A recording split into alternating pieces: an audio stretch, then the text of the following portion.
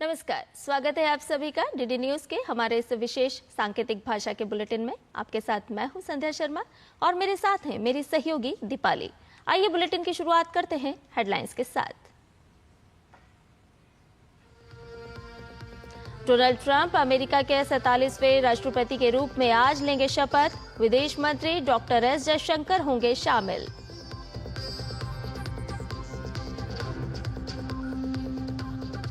Gaza संघर्ष विराम समझौते के पहले दिन इजरायल ने 90 फिलिस्तीनी कैदियों को किया रिहा हुए 3 इजरायली बंधकों की परिजनों से हुई भावुक मुलाकात।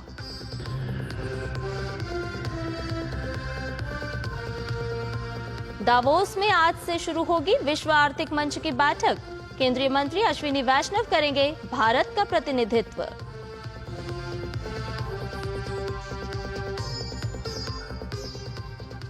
भारत की पुरुष और महिला टीम ने खो खो विश्व कप का जीता खिताब। पीएम नरेंद्र मोदी ने जीत को बताया ऐतिहासिक।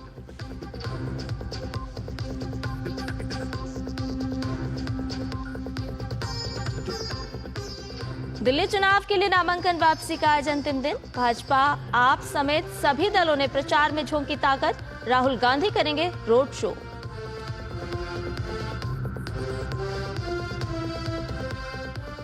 और आइए अब इन सभी खबरों को जान लेते हैं विस्तार से। डोनाल्ड ट्रंप आज अमेरिका के 47वें राष्ट्रपति पद की शपथ लेंगे। तापमान 0 से 6 डिग्री सेल्सियस नीचे रहने और खराब मौसम के कारण शपथ ग्रहण बंद स्थान पर यूएस कैपिटल के रोटुंडा में आयोजित होगा।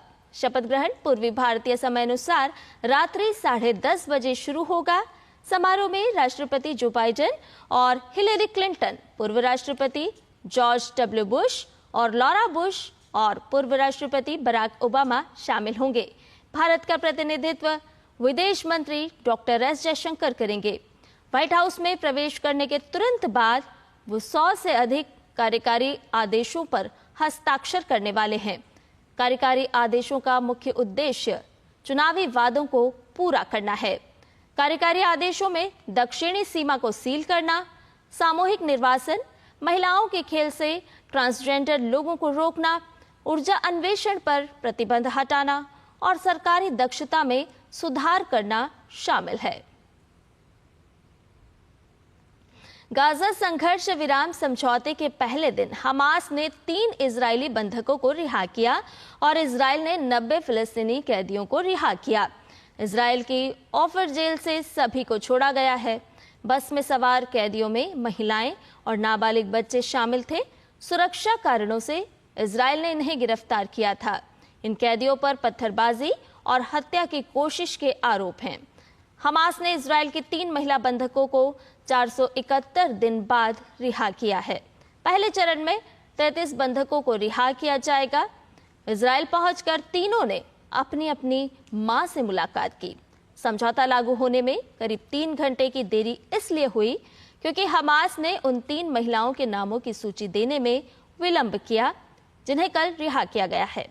राहत ट्रकों के जरिए गाजा में जरूरी सहायता भी पहुंचाई गई। विश्व आर्थिक मंच की वार्षिक बैठक आज से शुरू हो रही है। 24 जनवरी तक स्विट्जरलैंड के दावोस क्लोस्टर्स में आयोजित होने जा रही इस बैठक में भारत की उल्लेखनीय प्रगति पर फोकस रहने की संभावना है। इस सम्मेलन में एक उच्च स्तरीय प्रतिनिधिमंडल भारत का नेतृत्व करेगा, जिसमें केंद्र सरकार और राज्यों के प्रमुख मंत्री शामिल होंगे। इस प्रतिनिधिमंडल का नेतृत्व केंद्रीय मंत्री अश्विनी वैष्णव करेंगे। इसके अलावा CR पाटिल, के राम मोहन नायडू, चिराग पासवान और जयंत चौधरी भी शामिल होंगे। वहीं प्रतिनिधिमंडल में 6 भारतीय राज्यों आंध्र प्रदेश, महाराष्ट्र, तेलंगाना, तमिलनाडु, उत्तर प्रदेश और केरल के उच्च स्तरीय प्रतिनिधि भी शामिल होंगे। महाराष्ट्र के मुख्यमंत्री देवेंद्र फडणवीस ने बताया कि देश के विकास का एक एकीकृत और सम्मोहक दृष्टिकोण प्रस्तुत करने के लिए वे भी स्विट्जरलैंड जाएंगे। वहीं इस बैठक में 65 से अधिक भारतीय व्यापार प्रतिनिधि भाग लेंगे, जिसमें कई भारतीय कंपनियां अपनी पेशकश को प्रदर्शित करने के लिए लाउंज स्थापित करेंगी। इसे लेकर केंद्रीय मंत्री अश्विनी वैष्णव ने कहा कि दुनिया भारत के आर्थिक प्रगति के बारे में जानने के लिए उत्सुक है, जिस पर इस सम्मेलन में विस्तार से चर्चा होगी। इस वर्ष WEF 2025 की थीम है बुद्धिमान युग के लिए सहयोग। WEF 2025 के मूल पर जोर देते हुए भारत 5 प्रमुख विषयों का समाधान खोजने में अग्रणी भूमिका निभा रहा है, जिसमें विकास की पुनर्कल्पना, निवेश, विश्वास का पुनर्निर्माण, बुद्धिमान युग में उद्योग और सुरक्षा शामिल है। भारत की पुरुष और महिला टीम ने इतिहास रचते हुए पहली बार आयोजित हुए खो खो विश्व कप के खिताब पर अपना कब्जा जमा लिया। भारतीय पुरुष टीम ने खेल में गति, रणनीति और कौशल के शानदार प्रदर्शन करते हुए नेपाल के खिलाफ 54-36 के अंतर से शानदार जीत दर्ज की। इस मैच में सर्वश्रेष्ठ खिलाड़ी भारत के मेहुल को चुना गया। वहीं सुयश गार्गेट को सर्वश्रेष्ठ अटैकर के पुरस्कार से नवाजा गया। मैच के सर्वश्रेष्ठ डिफेंडर नेपाल के रोहित वर्मा रहे।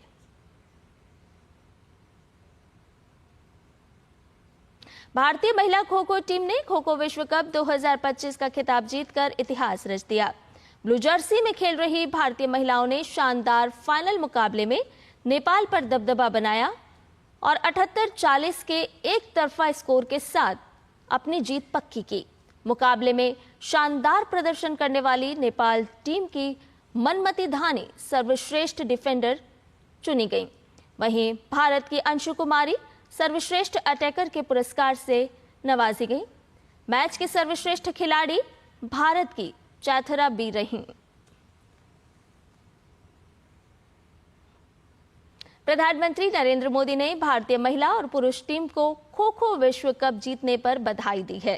प्रधानमंत्री मोदी ने अपने एक्स हैंडल पर भारतीय महिला टीम को बधाई देते हुए कहा कि भारतीय महिला टीम को पहला खो खो वर्ल्ड कप जीतने पर बधाई।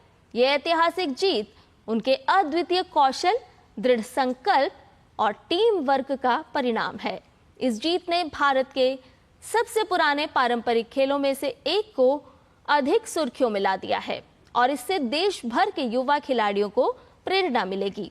आशा है कि ये उपलब्धि आने वाले समय में और अधिक युवाओं के लिए इस खेल को अपनाने का मार्ग प्रशस्त करेगी। प्रधानमंत्री नरेंद्र मोदी ने भारतीय पुरुष टीम को बधाई देते हुए अपने सोशल मीडिया पोस्ट एक्स पर कहा कि आज भारतीय खो खो के लिए एक महान दिन है। खो खो विश्व कप का खिताब जीतने पर भारतीय पुरुष खो खो टीम पर अविश्वसनीय रूप से गर्व है। उनका धैर्य और समर्पण सराहनीय है। ये जीत युवाओं के बीच खो खो को और अधिक लोकप्रिय बनाने में योगदान देगी।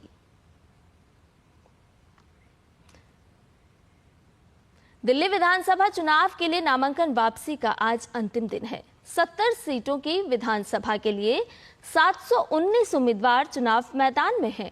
सबसे अधिक 23 उम्मीदवार नई दिल्ली विधानसभा निर्वाचन क्षेत्र से, जबकि सबसे कम 5 उम्मीदवार पटेल नगर और कस्तूरबा नगर सीटों से हैं। मुख्य चुनाव अधिकारी के अनुसार 1522 नामांकन पत्रों में से 477 रद्द कर दिए गए हैं। दिल्ली विधानसभा चुनाव के लिए विधानसभा की सभी 70 सीटों पर चुनावी मुकाबला स्पष्ट है और प्रचार जोरों पर।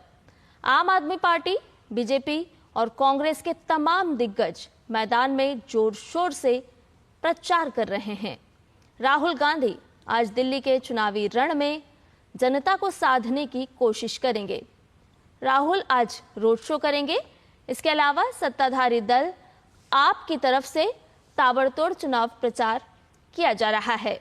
दिल्ली विधानसभा चुनाव के लिए अगले महीने की 5 तारीख को मतदान होगा और वोटों की गिनती 8 फरवरी को होगी। केंद्रीय श्रम और रोजगार मंत्री डॉक्टर मनसुख मांडविया आज नई दिल्ली में 2 दिन के अंतर्राष्ट्रीय सम्मेलन का उद्घाटन करेंगे।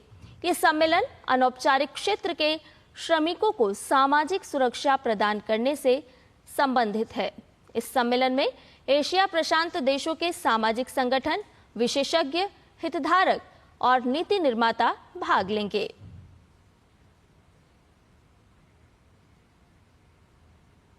महाकुंभ का आज 8वां दिन है और भारी संख्या में श्रद्धालुओं का संगम में स्नान के लिए आना जारी है। आंकड़ों के मुताबिक कल 5 लाख से अधिक श्रद्धालुओं ने डुबकी लगाई थी, जिसमें से 1 लाख कल्पवासी और बाकी 4 लाख तीर्थयात्री थे।